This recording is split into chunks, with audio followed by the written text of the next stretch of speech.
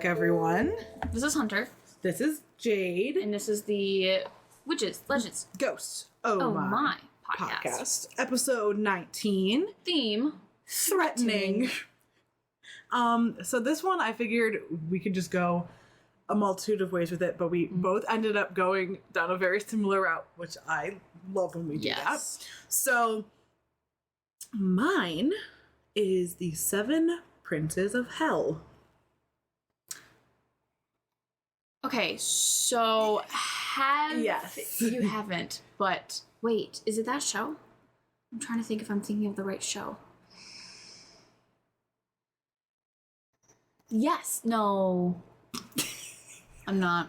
I was gonna say Good Omens is a show, but it involves the thing that I'm talking about, not the thing that you're talking about. Yes. I guess I didn't realize that the 7 deadly sins are supposed to be the Princess of Not in every iteration of them. Oh, okay. Yeah.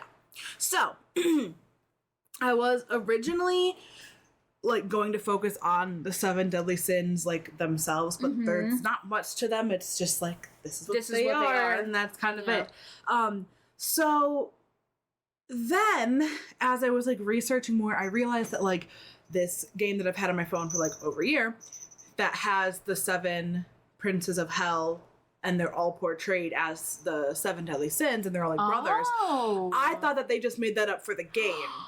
They did not make that up for the game. It's based off of the real mythology. Yes.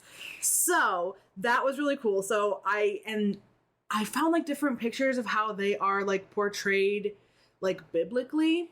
Oh, okay. And stuff, but I'm not going to be showing you those pictures because everyone that I found said that I couldn't be supported when I tried to put it on my doc to show you. So I was like, okay, so I'm going to show you how they're portrayed in my game. Okay, sounds good. And so you're going to find them hot. Of course. Because that's how they are in the game. Yeah. I'm not going to play a game if everybody's on it. Come on. So, okay. This specific explanation of the Princes of Hell comes from 2 different things that kind of do the same grouping, I guess. So there are other renditions, you could say, of the Princes of Hell, and they say that there are more than 7 princes. They aren't necessarily connected to the 7 deadly sins. There's just a whole bunch of different things that they have. Okay. But wait, so the other princes, are they also more sins? Does that make sense? No, okay. No, they're it's not. something different. Yeah. Okay. Yeah, it's something different. These are from 2 different things, like I said. So we have Lantern of Light classification. This was written in 1409 to 1410. Okay, wait, what is this? It's a little expose that someone just wrote. Okay. They don't really know who wrote it. They speculate who, but of course, yeah. It provided a classification system based on the 7 deadly sins, and each demon is known to tempt humanity based on whatever their sin is. Okay. Yeah. That's what that one says. Okay. Yeah. Then there's Binsfeld's classification of demons in 1589. Demons. Demons. So this also used the 7 deadly sins to base the classifications, and in both, there are ones where they're slightly different than how it is in the game, but these 2 matched with who was who in the game. Okay, so these 2 different exposés match with the game. Okay. Yeah, which I thought was quite interesting. So, before we get into that, the Princes of Hell themselves are the highest and most powerful of all demons. And then they all embody this one of the 7 deadly sins that they are. Okay. So are the Princes of Hell supposed to be Satan's children? Is he the king of hell? No. Okay. There's not really. Okay. They're the head honcho demons. Yeah. Okay. Because Satan is one of them. Oh. Yeah. Oh, okay. Yeah. So, I guess we will start. So, in the game, my favorite is Lucifer, and he's the oldest in the game, and he's also... Is Lucifer supposed to be Satan?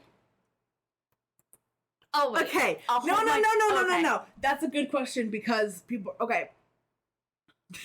I don't know about biblically, but in the game, when Lucifer was cast down from heaven and fell to hell, he became so enraged that he essentially birthed Satan from his anger. Oh.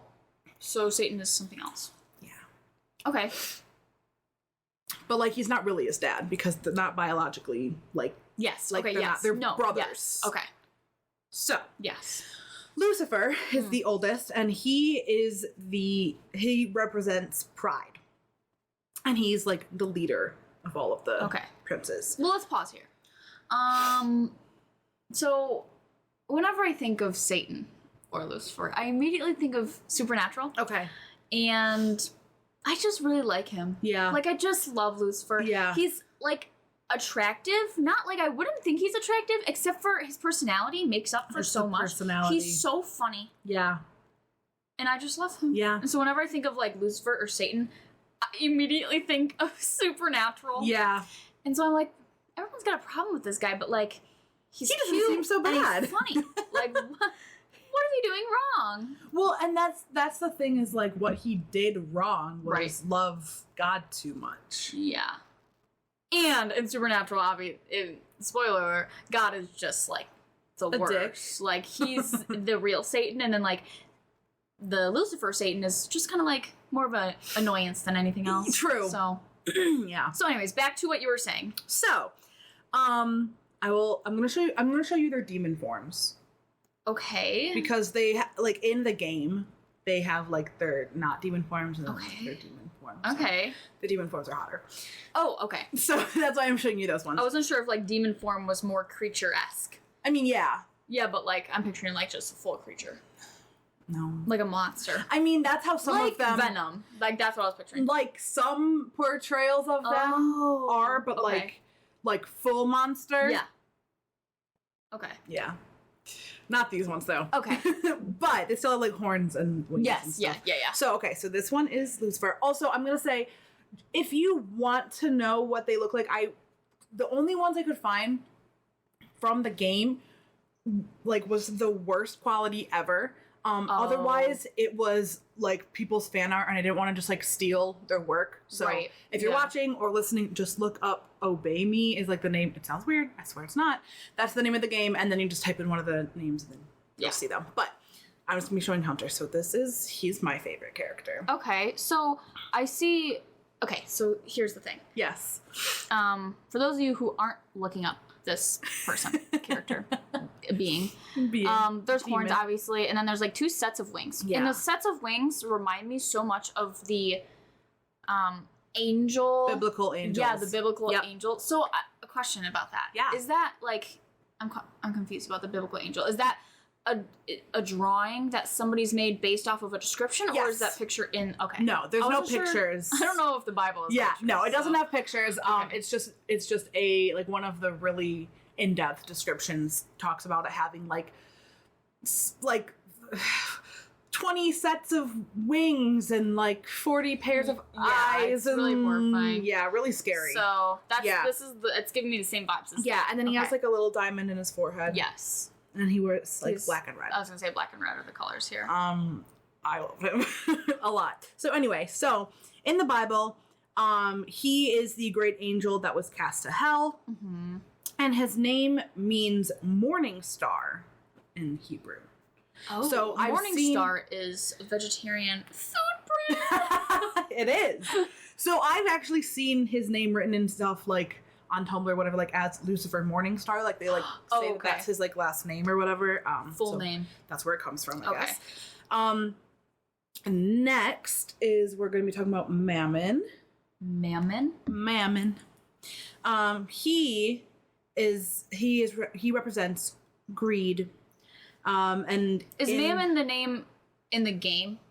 And in the books or the excerpts? Yeah. That we were talking. Oh, okay. Yes. Okay. I wasn't sure if this Both. was just like a. No, they're the same. Oh. Yeah. Because I've never heard of these names. Yeah.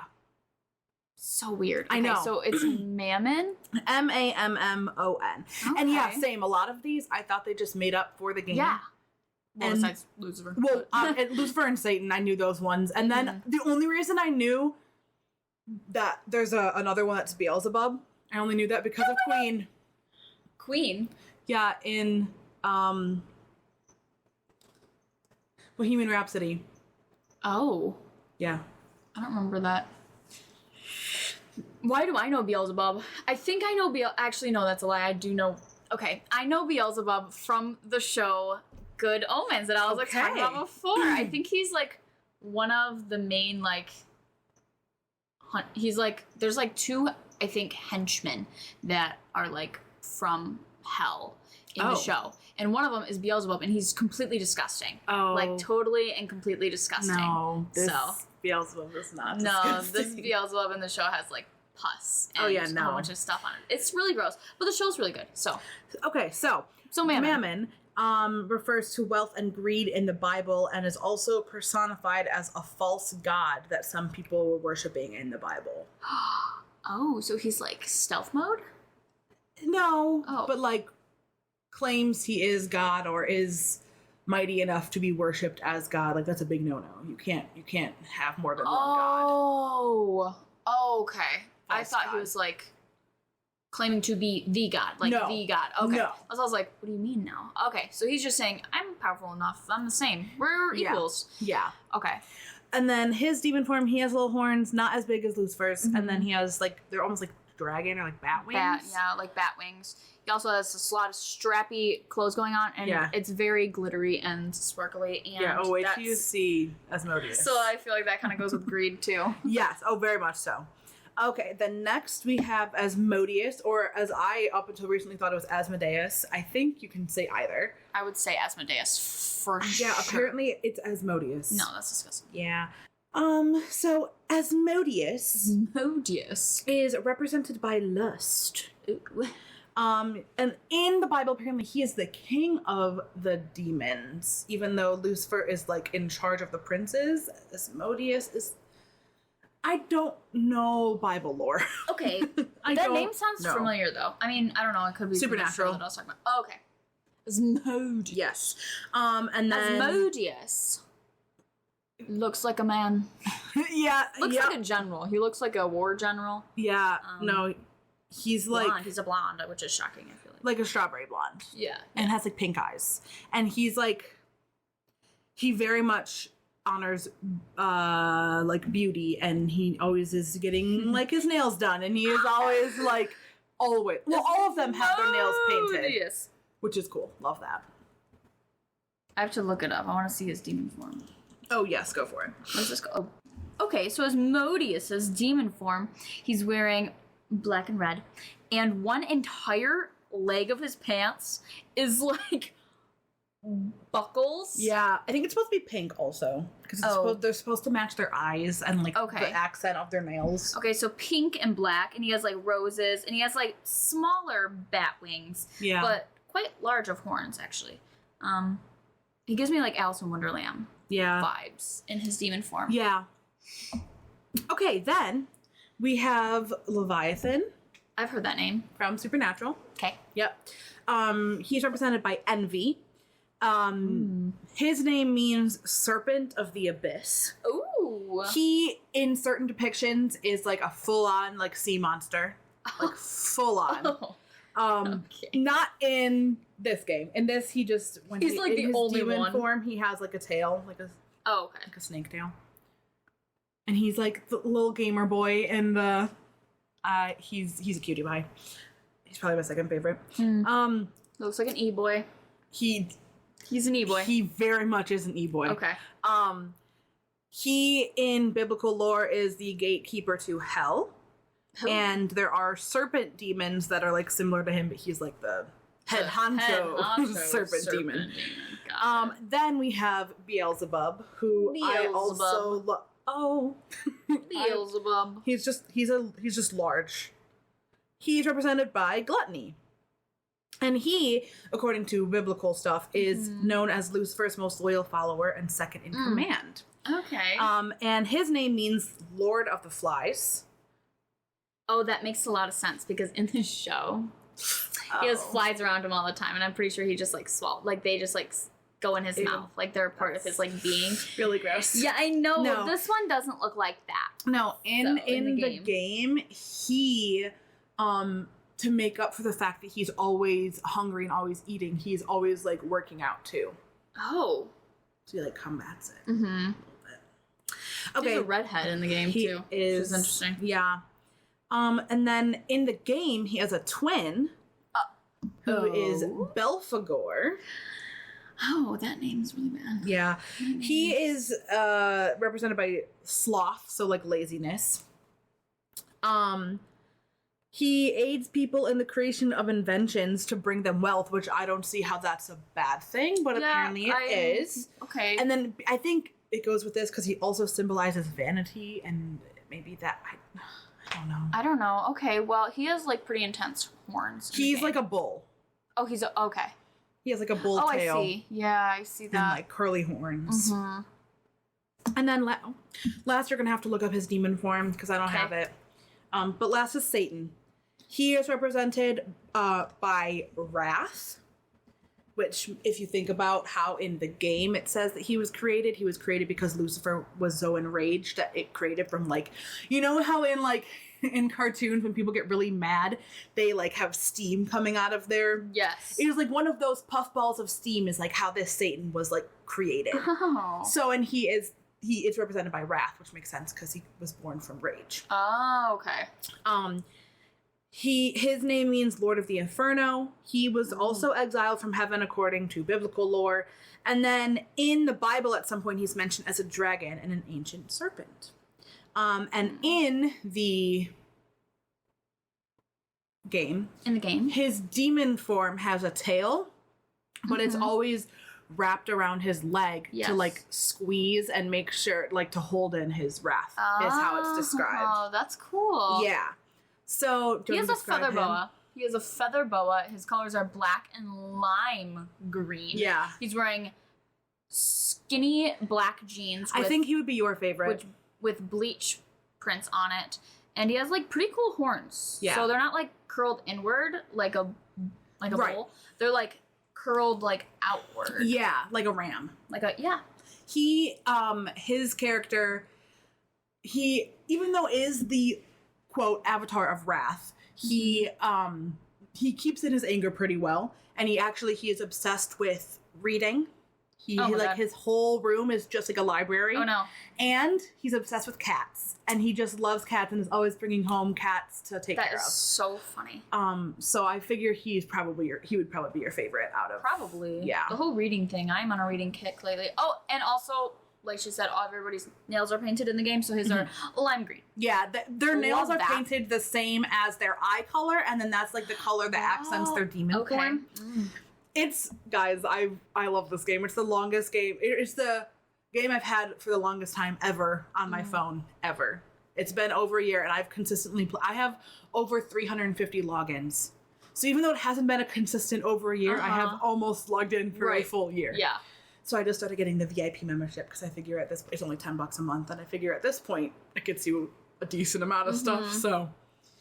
So before I finish, I found something else while I was researching that I thought was really interesting and I wanted to mention. It's not very long. I can do another one that goes more in depth at a later point. But to go with the 7 deadly sins are the 7 heavenly virtues. Oh. Yeah. So they are they're like equal. They all have like an opposite basically. And these are represented by different archangels. Okay. So archangels are just powerful angels? They're like the most powerful angels. They're like right underneath God, essentially. So, like I said, there's 7 of them. And these are all, if I remember correctly, in like Catholic stuff, every day is ruled by a specific archangel. Like a day of the week? Day of the week. Which 7 of these. Is that why we have 7 days in a week? I don't know, man. Dude. Okay. Maybe. But I know that I was born on a Sunday, and I wanted to be born on a Thursday because there's a Castiel, not Castiel, but Cassiel, and that's Thursdays. Oh. So when I had my supernatural kick, I was like, but it wasn't. Thursdays. Yeah. So anyway, okay, so we have Gabriel, who is represented by Diligence, and this is mirrored by, actually, do you want to try and guess which 7 deadly sin this mirrors? Sure. Okay, so we have Diligence for this one. Do you want me to tell you the... Yeah. Okay. 7 deadly sins are sloth, greed, gluttony, wrath, envy, lust, and pride. Diligence. Yes. Do I know what that means? Is it sloth? Yep. Okay. Yep. So that's Belphegor. Then Michael represents charity. Greed. Mm-hmm. So that's Mammon. Then Cassiel represents temperance. So is that the what is it? Anger, wrath? No, actually, this one is a stretch in my opinion. This one's gluttony and temperance because it's like you're like practicing self-control. Yes. So that's Beelzebub. Beelzebub. Azrael. Azrael. Yeah. Azrael, maybe? I don't know, but they're in one of my favorite series ever. One of the guy, like... Wait, what is the other guy's name? Cassiel? Okay, that's interesting. Because, like, 2 of, like, the love interests, like, best friends are named Azrael and Cassian. So I don't know why I thought it was, like... Yeah, no, that's Casriel, close. But... Yeah, so that's what I thought. But I think it's spelled different, so... Oh, well... Azrael, yeah. maybe? So, he represents patience. Patience. Can you read me the sins again? Do you want me to read you the ones you haven't done? Yes. Okay. Envy, lust, wrath, pride. Patience. I don't know. Patience. Wrath? Yeah. Okay. I was sending you messages. Okay. Nice. Okay, then we have Ramiel, who represents kindness. Ramiel. Yeah. Kindness. Yeah. Is there a rude one? No. No. You have lust, envy, and pride. Those are the 3. Still. Kindness. Lust. No. Envy. Pride. I don't know. Pride? No. Envy? Yeah. Okay. Which is Leviathan. Mm-hmm. Wrath was Satan, by the way. Uriel represents chastity.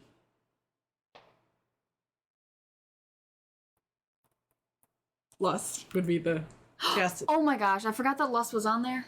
I was like, I'm pretty sure all we have is pride left, and I was trying to connect. I was like, You're like, wait a second, that makes 0 sense. I don't see, like, that's a real stretch. Yeah. Okay, so then the last one is... The last one's Lucifer, and that's Raphael, and he represents humility. Okay. And what's interesting about... Okay, so in the game, I'll just give a very general premise. You are a human who has been picked to take part in the student exchange program that like the underworld is having. Mm-hmm. And so there is like an ancient sorcerer that's been around for like hundreds of years. There's the 7 brothers that are demons, but because they live for so long, are technically still like teenagers in demon world, so they're like going to school, so you go to school side by side with them. And they also have angels there because they're doing like this. It's like the 3 worlds exchange program. So heaven, hell, and like the human world. So they have an angel named Simeon, a cute little child angel named Luke, and he's just adorable, and he always wants to bake with you and like hang out, and it's so wholesome. And then just recently they started introducing other ones, and they just introduced a Raphael. And all of them knew Lucifer and the rest of the angels before they were cast out of heaven. So they like remember, and there's all of this. It's like the lore is really, really cool. And I didn't realize that it was as accurate as it like is. Right? So that was really fun to research. And those are the 7 princes and the 7 angels. The 7 princes of hell. Heaven. Oh, and hell.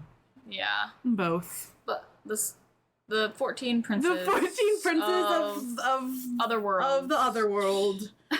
Disgusting.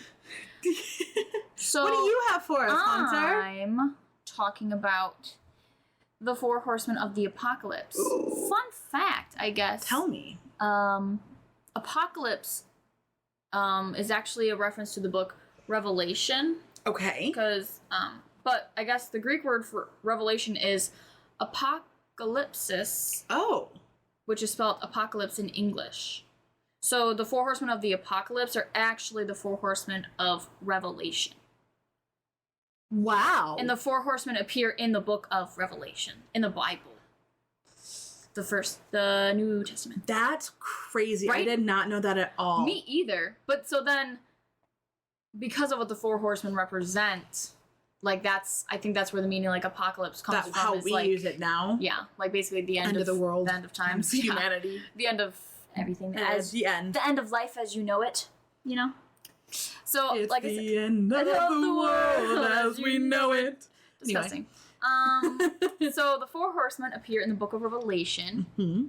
And in the book of Revelation, I guess a heavenly being called the Lamb opens seven seals, revealing the events related to the second coming of Christ, also referred to as the last days. The book of Revelations in the New Testament lists the 4 horsemen of the apocalypse as conquest, war, famine, and death. Okay. But I guess there was, because I don't know much about the Bible, but so this is in the New Revelation. The book. New Testament. The book of Revelations is in the New Testament. Yes. But in the Old Testament, there's the book of Ezekiel. Okay. And I guess in the book of Ezekiel, what people are referencing as 4 horsemen are sword, famine, wild beasts, and pestilence or plague. And I tried to look up. Interesting. Yeah, right? Also, I tried to look up what the Old Testament book of Ezekiel, like what each of those really meant. Yeah. Because I was reading wild beasts, and I was like, I'm sorry. What the hell does this mean? Are we, like, having hellhounds on Earth? Like, what is this? And I can't find... Every time I, like, try to look it up, it just brings up the book of Revelations 4 horsemen, like, in that. Interesting. Yeah, so if you know more about the Old Testament, you probably know what this is referring to. But I just thought that was interesting. So the New Testament has 4 horsemen, and then the Old Testament also had 4 but also horsemen, some are the same. Yeah. So, one of the 4 horsemen in the New Testament, I'm talking specifically about the New Testament. Okay.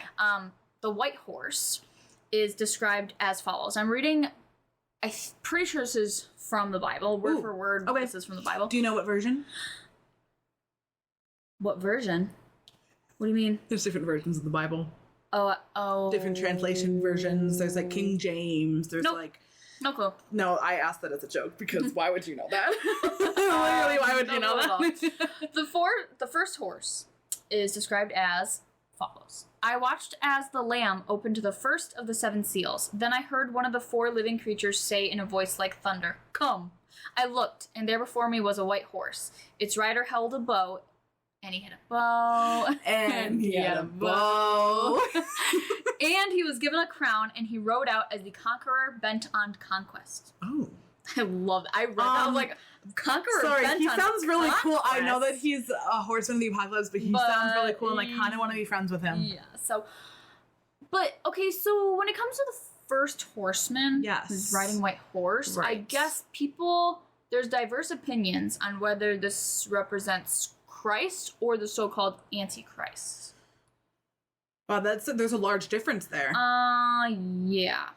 There's, like, saving the world and, like, ending the world. Like, there's a very large gap. Yeah. So part of that is, I saw heaven standing open, and there before me was a white horse, whose rider is called Faithful and True. Mm. With justice he judges and makes war. On his robe and on his thigh he has the name written, King of Kings and Lord of Lords. I'm sorry. On his robe and on his thigh he has the name. It's not a name. It's multiple It's a words. title. It's a title. It has the name written, King of Kings and Lord of Lords. Well, I personally, not that I remember much from my days of being religious, but I'm pretty sure God / Jesus, they're essentially the same, but like not. I wouldn't know. Whatever. Yes. Is called the King of Kings and the Lord of Lords. So do we know, I have a question, I guess. Do you know the 4 horsemen that are represented in the Bible? Are they like... That's what, yes. I know. But are they seen as like bad here to like end the world, or are they seen as necessities in the world? That's my question, because at one point, I can't remember, I think it's towards the end, at one point I talk about the other seals, and as I'm reading these seals, I'm like, what is happening? Oh, boy. And why? Oh, boy. Okay, tell me. I'm ready. Just give me a second. Okay, all right. I'm ready. I'll... So, but then there's some interpreters who view the rider on the white horse as the Antichrist, which is confusing, because I was like, oh, what is the Antichrist? Right. Like, what does that mean? Right. When you look it up, it says that Antichrist refers to, in quotes from the Bible, a man who denies that Jesus is the Christ. So there's many. So we are the Antichrist? So I'm an Antichrist. We are the Antichrist. So then that's why I'm like, so the people who think that this man on the white horse with the bow is the Antichrist, is he just representative of all Antichrists, or is he like the ultimate Antichrist? Yeah. I'm not... See, because I always thought the Antichrist was like the child of like Satan or Lucifer or whatever. Yes. Me too. That's why I was like, Jack. I just want to make sure. Jack? No. From Supernatural? Yeah. If you've dabbled. If you've dabbled. But so the Antichrist also is a term that doesn't show up in the book of Revelations. Oh, so why would people? Because people like to just interpret things about the Bible. Oh. It's only in the... Yeah, okay. Like the whole man shall not lie with man. True. It was like not actually, apparently it was like man shall not lie with boy. Yeah, also abortion is not at all in the Bible, and Nowhere. Somehow people and see it they as say like, that you what? shouldn't eat... I'm sorry? You shouldn't eat shrimp, or you shouldn't eat things that live... Can you back up? It also says you shouldn't eat those that carry their homes on their back, so like crustaceans and stuff. It says you're not ever allowed to wear an outfit that varies in the type of material. You're never allowed to cut your hair. There's a lot of things, but for some reason a lot of people like to pick and choose what becomes the problem. That's interesting. Well, so I'm vegan, and a lot of people... is that the first time we've... Probably. A lot of people say, because I like to watch people debate vegans, because I just think it's hilarious, but a lot of people say that they eat meat because God, like the animals were put on earth for us to eat. And I don't know if I just didn't see this section in the Bible, but I like looked it up because I was like, wait, did it actually say that? Like, not that I believe in the Bible at all. Right. But I was you're just curious like, that's if it interesting. says that. And when I look it up, it doesn't say anything about that. It says actually that the trees will be the meat. So really? Yes, oh, that's really interesting. The exact words are like you shall eat something about the trees being meat. And so it says nothing about animals in eating them. Actually, it says trees is like what you should be eating. So has bark. Has any of like the vegan? No, I'm thinking like by meat they mean like the fruit of the trees. Maybe. You know how like people say like the meaty part of like fruit or something. It could be that. But like, has anyone ever, like any of the vegans ever reiterated like that, like spun it around and said, well, actually it says matter. this. It doesn't matter. The people that want to debate vegans normally are the ones who are like, well, plants have feelings too, when they know the plants don't have feelings. They just feel defensive over like what they're eating when you're the one who approached the vegan in the first place, but whatever. So even if they say that, it like people are just like, well, you're not in charge of me. And the vegan is just like, sir, you came but you came up to me. Even if they do say that, it's nobody cares. The second horse, the red horse, the second horseman, is described as this. When the Lamb opened the second seal, I heard the second living creature say, "Come!" Then another horse came out, a fiery red one. Its rider was given power to take peace from the earth and to make men slay each other. To him was given a large sword. So this one is war. Yes. What was the other one again? Christ? The Antichrist? Or the Antichrist? I guess people see that one as, like, just not believing in God. So, like, not having faith. Got it. Okay. Like, living on just, like, sin, I guess. Like, you're living in sin. Just sin. Okay. But I guess the red color of, because the red is the horse. Like, the horse is red. Yeah. So... Fiery red. Fiery red. The red color of the horse is supposed to represent blood spilled on the battlefield. Carries a great sword. And I guess the red horse... Sword. He has a sword. And also, guys, he has, like, a really great sword that represents battle and fighting and, like, slicing. The red horse is also said to represent the planet Mars. The planet of the god of war. Oh, yeah. Because Mars is red. And so that's also Aries in Greek mythology. And one of the cards we pulled is Aries. Spelled a different way. Oh my god. Is that how it's pronounced? It is, isn't it? Ares. Why did I think it's... Whatever. Ours. The Aries. Anyway. The next horse. The black horse. Oh. The third horseman is... This is what it says. Okay. When the lamb opened the third seal, I heard the third living creature say, "Come!" I looked, and there before me was a black horse. Its rider was holding a pair of scales in his hand. So, like, balance scales.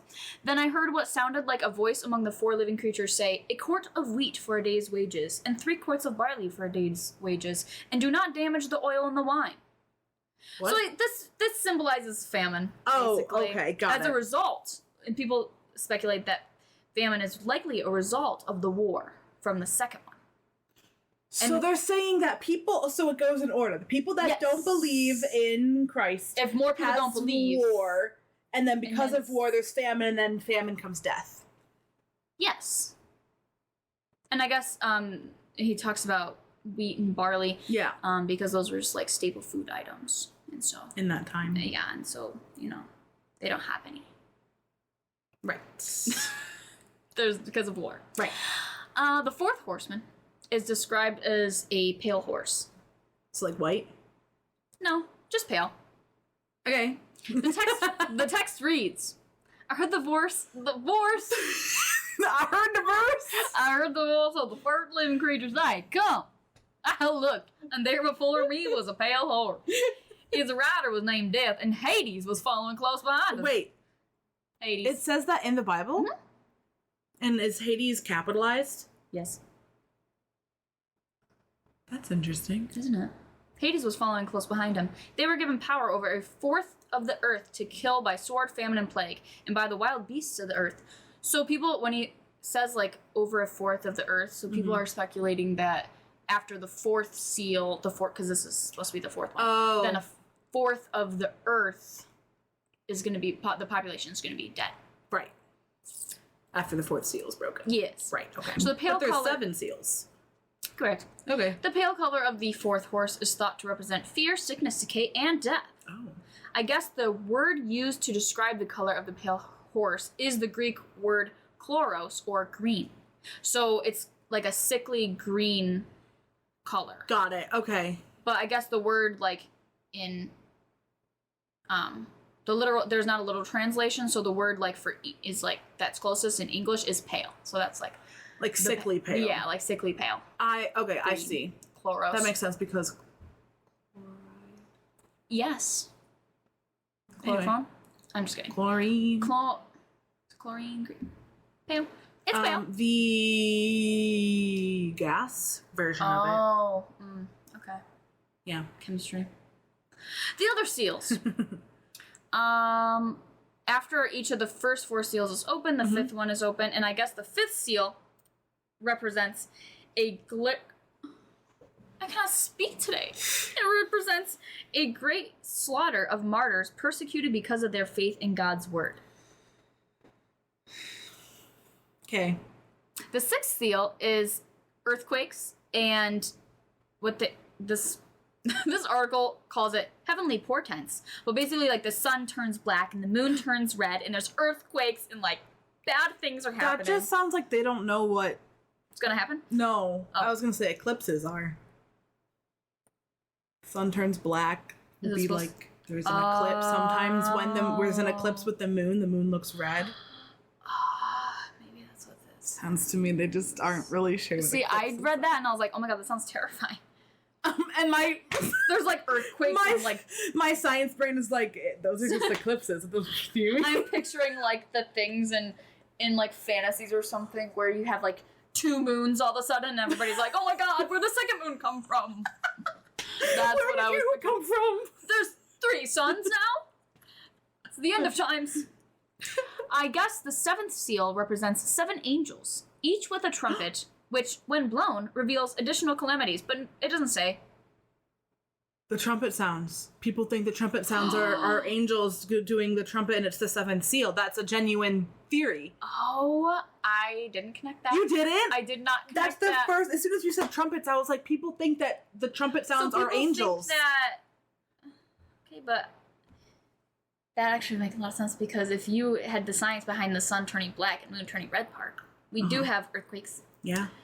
I don't know that we have great slaughter of martyrs persecuted because of their faith in God's words. Well, though. I'm at one point, yeah. Yeah, at one point, but it's supposed to be in order.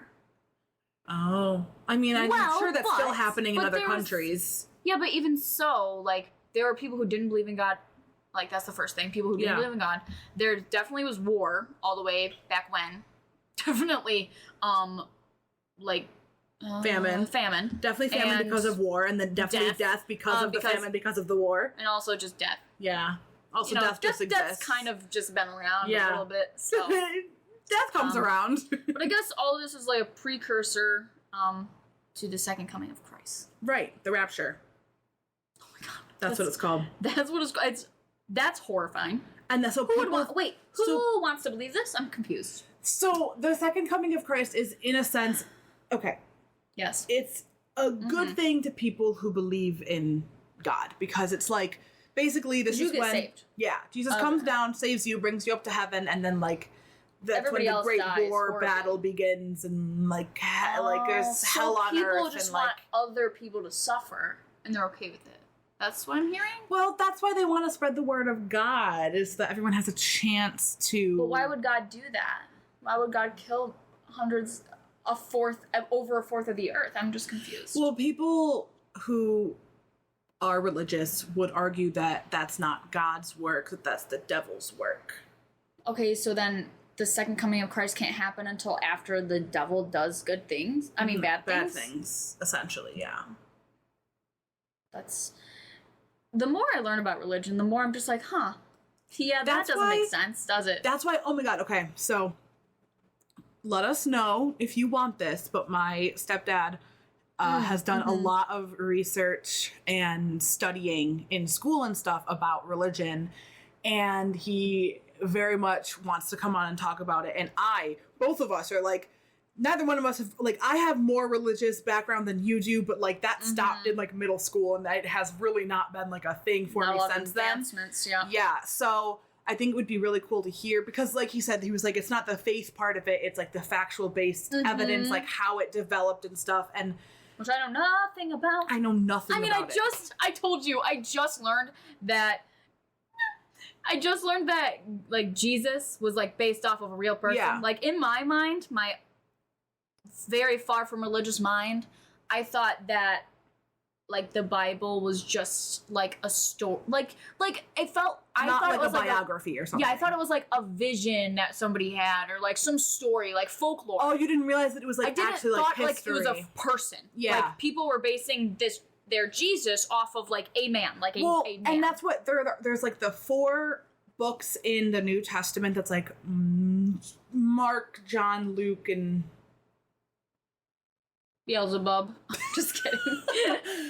That's very annoying. Anyway, those ones are supposedly, like, those were those are 4 different apostles that Jesus had, and so they're, like, from their point of view when Jesus came about. Yeah. No. No, it's not. But my favorite thing about religion, too, is that you just, like, I get it. Like, that's the point of it, but, like, it's all just, like, made up, right? Like, I'm, like, Mormonism. Mormons, it's like a new religion. How do you have a new whatever? So it's supposed to be new, but because it's like, people claim that it's like an they Americanized are version of like it. the God or whatever. Like Yeah. they are the coming of Christ. Yeah. Well, Mormonism came out because some guy basically said like an angel spoke to me and he gave me the testament and I read it, but I can't show anybody because he doesn't want me to, but you have to listen to me. And this is like a new thing, and it happened in America. Yeah. It's like an Americanized version. Religion, guys.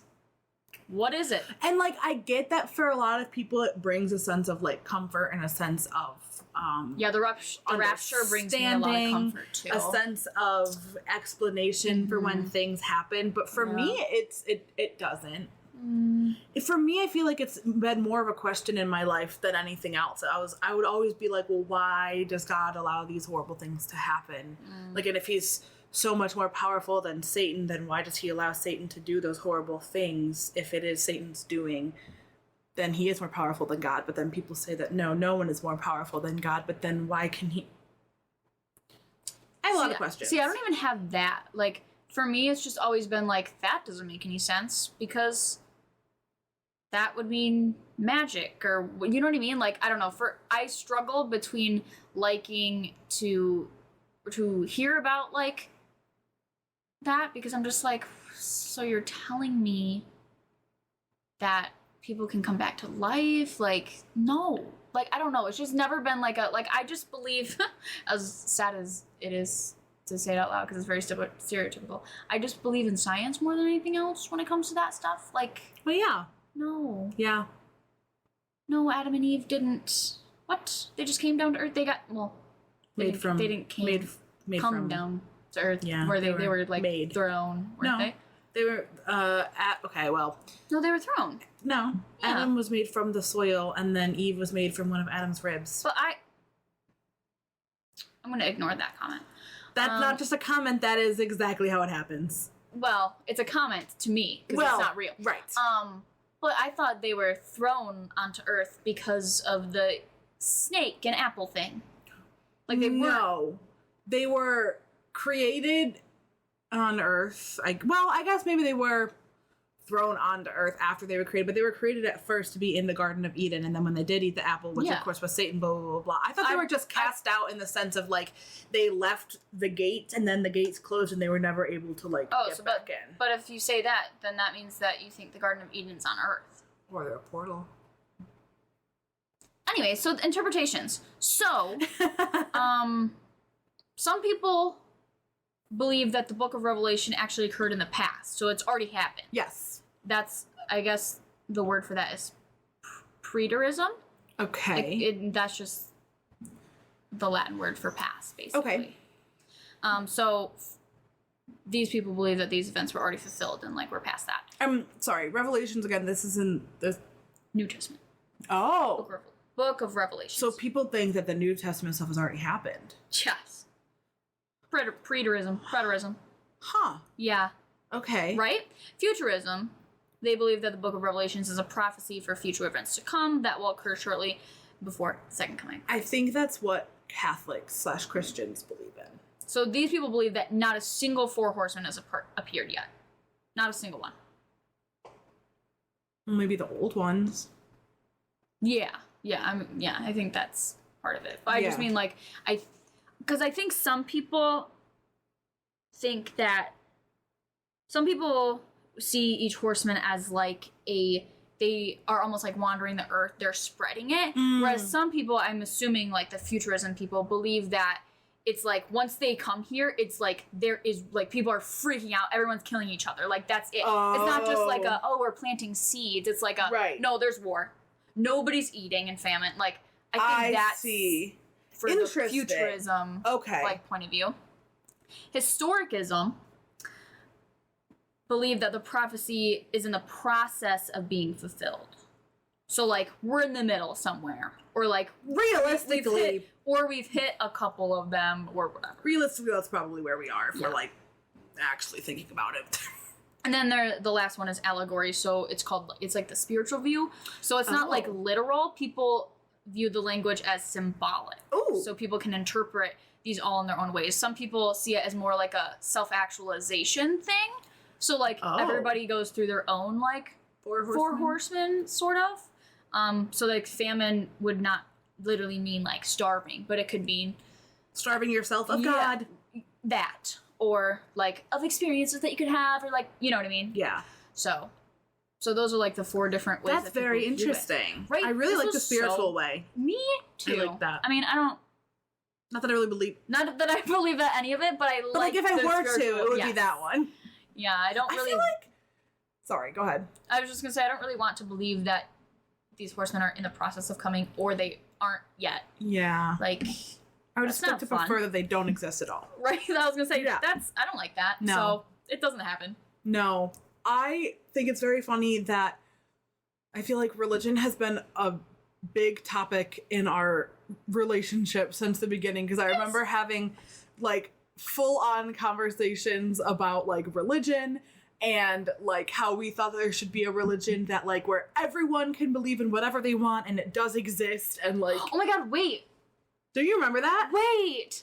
Didn't we come up with like a word Universalism. for this? Oh my god, stop. But then we looked it up and there was like actually a religion that's already called Universalism, so like we wouldn't have been able to make that up. But yeah. So that was in like 9th grade. Lots of deep talks about that. And on the way back from Disney, we had like the longest conversation about like spiritualism and like reincarnation, and that's just such a big topic. Oh yeah.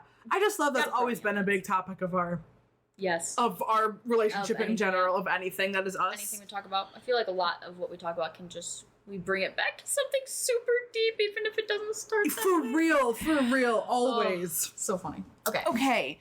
The cards. Should go first because yours is longer. Yes, you're right. Okay. So I have the Moonology deck. The first card I have is Bring Love into the Situation. New Moon and Aquarius. Okay. I am going to read you all of it. Okay, do it. Aquarius is all about progress and modernity. Modernity. So this is the time to move forward. The New Moon in Aquarius card means no looking back. Change is on its way, and it could come quickly. Ooh. Whether you get the change you want depends both on whether you believe you can have it and how much you're relying on others to bring it to you. Oh, God. This card comes with a suggestion that you may need to do things independently on your own. But be loving, not too pragmatic. Time may be of the essence when this card comes up. Aquarius energy has an electric feel to it. Certainly there's a sense that you need to let go of the past and move forward towards your future as soon as possible. Attuned to the Moon says, explore the idea that it's not what you know, but whom you know. Oh, okay. Okay, calm down. Additional meanings for those cards are, you need to be more detached from the situation. Thinking outside the box will bring the solution. More pragmatism is called for. Improve your karma by doing some charitable work. The teaching.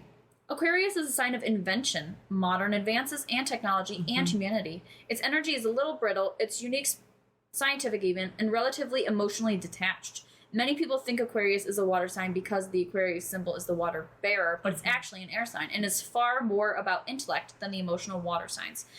As is this card, no matter when you draw it. What? Dropping convention works well with this energy. Dropping convention?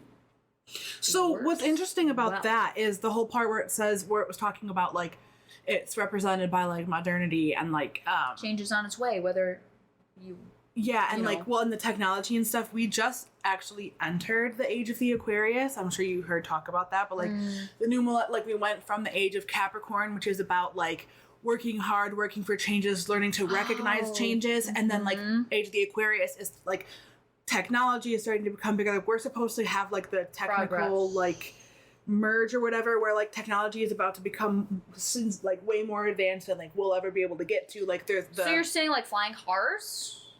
When are we gonna have flying cars, you guys? I really doubt that'll be a thing. I really doubt. First, let's work on fully automated cars. So I can take a nap when I go to work. Okay, fair. Okay. So the first one that I got from the Crystals the Stone deck was Tourmaline Quartz.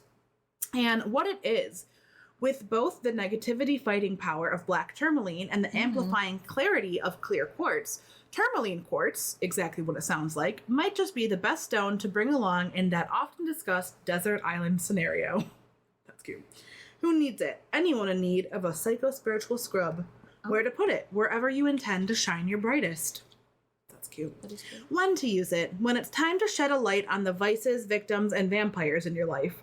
Once you have a clear view of their whereabouts, it's that much easier to kick them back to the gutter where they belong. And then the bottom says, restore your perfect light.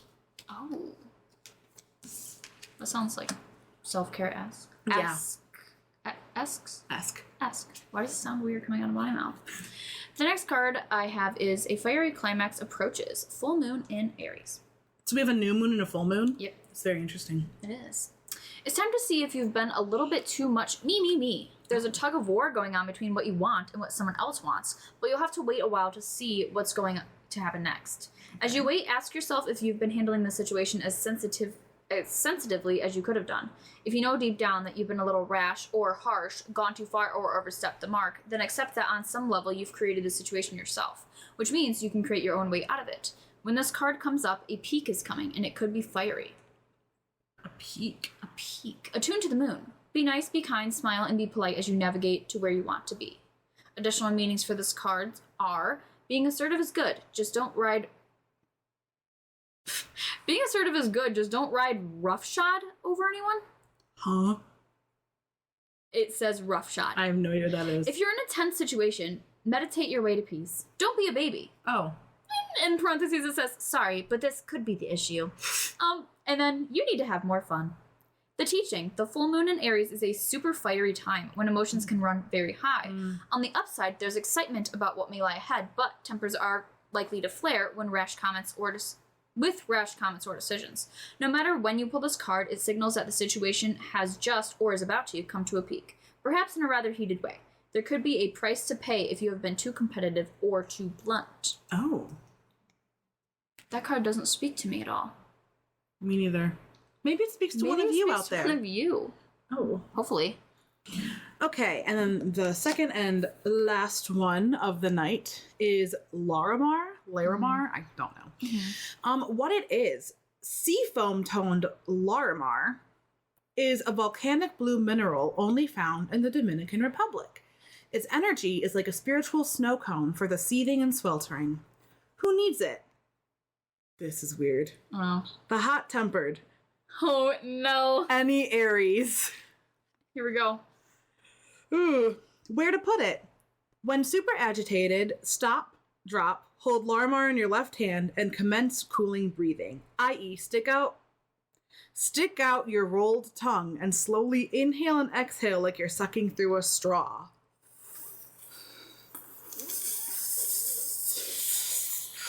I hate it. I really don't like that. I feel like it could work, though. I see that it's a cooling thing. Yeah. Okay, when to use it? When you feel like all of the world's problems are suddenly just your problem. When anger stands between you and the formation of articulate sentences. Remember, chill is a choice. Ride the cool breeze with Larimar. And then at the bottom it says, slow your roll. Oh. That one didn't really connect with me, but it kind of connected with the Aries one, so maybe that resonates for one of you out there. Yes. Whenever you're listening to Whenever this. you hit this peak, maybe get some Larimar. Yeah. Get that one. Hold it in your left hand. Hopefully you're from the Dominican Republic. Otherwise it'll probably expensive. Right. That's all we have for you. Thank you for watching or listening. You can find us on Instagram, TikTok, Tumblr, Twitter, Instagram, YouTube, Reddit. I think that's it. Yeah. Did we say Facebook? No, Facebook. I don't think we've said Facebook a single time. Well, guys, we're on Facebook. Guys, we're on Facebook. Not that we post a lot. Really, it's just to tell you guys when we post videos. But if you're listening to us, you probably already know. But if you do want to interact, then we will see it. But also, the best way to interact, I feel like, would be TikTok. Yes. Because that's probably where we're the most active, and we do put stuff on there weekly. Otherwise, obviously, YouTube comments is a good way to interact with us if you have any requests, or let us know what I said about my stepdad coming on and talking to us about religion, because I think that would be really, really cool. That would be really cool. So, all right, that's it for us, everyone. Have a good day. Bye. Or night. Or night. Or Have a good one. Bye. Day or night or night or midday or or mid-afternoon. Or midnight. Midnight. Or Have a good midnight, everyone. have a good. Ew, we should just start saying that.